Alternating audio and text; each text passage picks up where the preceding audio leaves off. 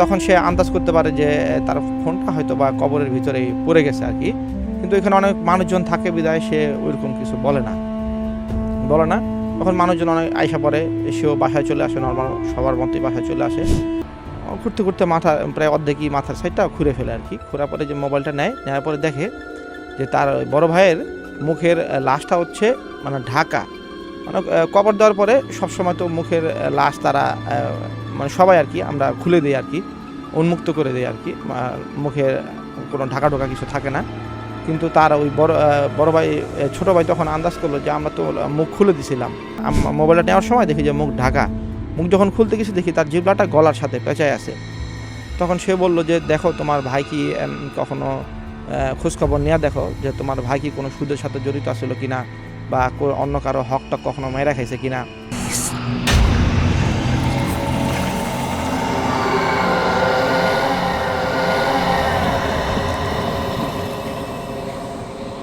আমার প্রথম ঘটনাটা হচ্ছে আমার এক মগবাজারের আমবাগানের এক বড় ভাই পারভেজ আনাম, তার মুখ থেকে শোনা ঘটনা। এটা হচ্ছে বরিশালের বানারীপাড়ার ঘটনা।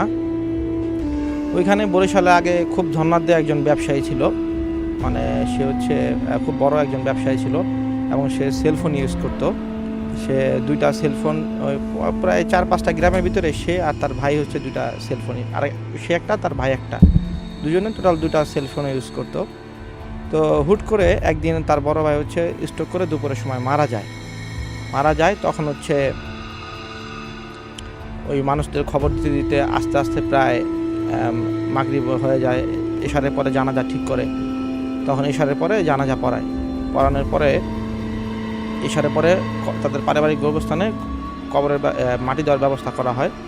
তখন হচ্ছে তার ওই ছোটো ভাই হচ্ছে কবরস্থানে মাটি দেওয়ার সময় তার ভাইকে কবরস্থানে সে নিজে মাটি দেওয়ার সময় তার ভাইকে ওইখানে এসে মাটি নিজে লাশ নামায়া ওইখানে এসে মাটি দেয়।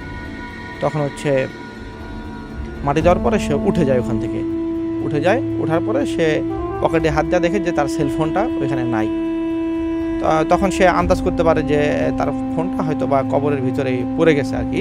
কিন্তু এখানে অনেক মানুষজন থাকে বিধায় সে ওইরকম কিছু বলে না। তখন মানুষজন অনেক আইসা পড়ে, সেও বাসায় চলে আসে, নর্মাল সবার মতোই বাসায় চলে আসে। বাসায় চলে আসার ভিতরে পরে সে হচ্ছে প্রায় 10টা-10:30টার সময় ওই তাদের কবরস্থানের পাশেই একটা মাদ্রাসা ছিল, মাদ্রাসায় হুজুর ছিল, ওই হুজুর আর কি বলে, ওই হুজুর ওইখানে আর কি জানাজা পড়েছিল। তারা বলে হুজুর আমার যে মোবাইলটা ছিল ওইটা কবরস্থানের ভিতরে পড়ে গেছে, আমি শিওর আমার যে ভাই মারা গেছে তার ওই ফোন দিয়ে আমি ফোন দিয়েছিলাম, রিং হয় কিন্তু কেউ ধরে না, আমি ফোন দেওয়ার পরে রিং হইতেছে কিন্তু কেউ ধরতেছে না। তখন বলে আপনি কি শিওর ওই কবরস্থানের ভিতরে পড়ছে? তখন সে বলে যে হ্যাঁ, আমি তো যখন কবরের ভিতর যখন নামবো তখনও আমি নামার আগে কথা বলছি ফোনে।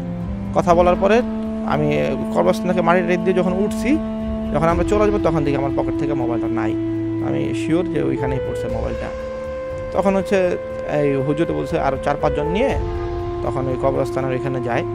তো তারা অনুমান করে একদম মাথা বরাবর যেখানে আর কি ছোটো ভাই নাম ছিল, লাশের যেখানে ধরছিল আর কি, অনুমান করে সেখানে আর কি মাটি খুঁড়ার পরে একদম যেখানে মাথা বরাবরের খুঁড়তে দেখে মাথার বরাবরের একটু পাশেই মাটির স্তূপের ভিতরে মোবাইলটা পড়ে আছে।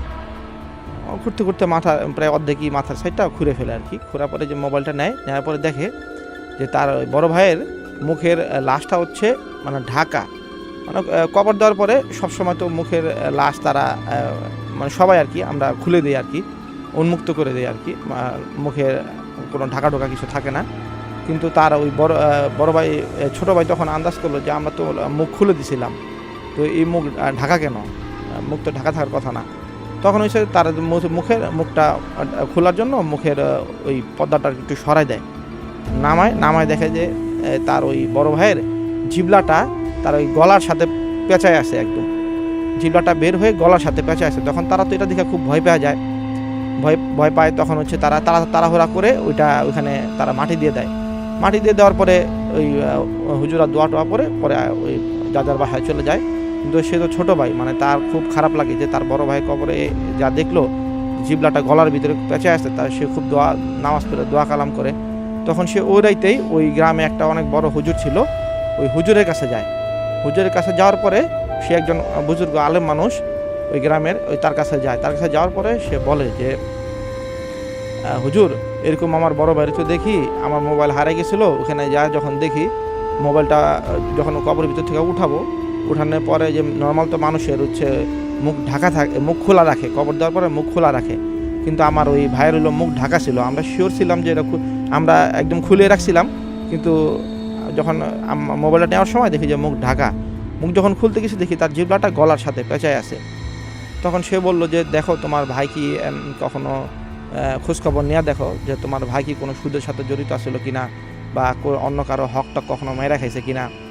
তখন হয়েছে তার ওই ভাই হয়েছে, তখন পরের দিন হচ্ছে ওই বড় ভাইয়ের ব্যাপারে ভালো মতো খোঁজখবর নেয়, যে আমার বড় ভাই যেখানে থাকতো ওইখানে ভালো মতো খোঁজখবর নেওয়ার পরে তখন জানতে পারে ওর বড় ভাইয়ের ফ্রেন্ড সাইকেল আরও যারা ছিল তাদের মুখে জানতে পারে যে ওর বড় ভাই হচ্ছে সুদের ব্যবসা করতো। মানে সুদের ব্যবসা 5-6 মাসের জন্য সে সুদের টাকা আনতো, সুদের টাকাই না, সে হচ্ছে বেশি টাকায় অন্য জায়গায় সুদে ইনভেস্ট করতো। তারপরে এরকম তার সুদ দিতে যা অনেকে নিঃস্ব হয়ে গেছে। তো এই এটা আইসা আবার সে এগুলো শোনার পরে সে আইসা আবার ওই যে হুজুরে বলে আর কি, ওই হুজুরে বলার পরে তো হুজুরে সাজেশন দেয় যে তোমরা তাহলে একটা কাজ করো, তোমরা তার জন্য নামাজ পড়া দোয়া করো, আর আল্লাহ চাইলে এটা মাপও করে দিতে পারে। আর যারা যারা তার কাছ থেকে টাকা পাবে বা যাদের তার দ্বারা সুদের কারণে ক্ষতি হয়েছে, তোমরা পারলে তাদের ক্ষতিপূরণ দিয়ে তাদের কাছ থেকে মাপ চেয়ে নাও, আল্লাহ চাইলে মাপও করে দিতে পারে।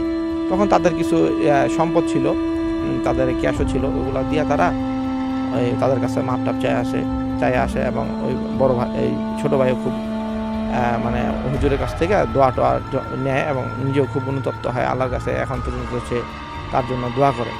এই ছিল আমার প্রথম ঘটনা।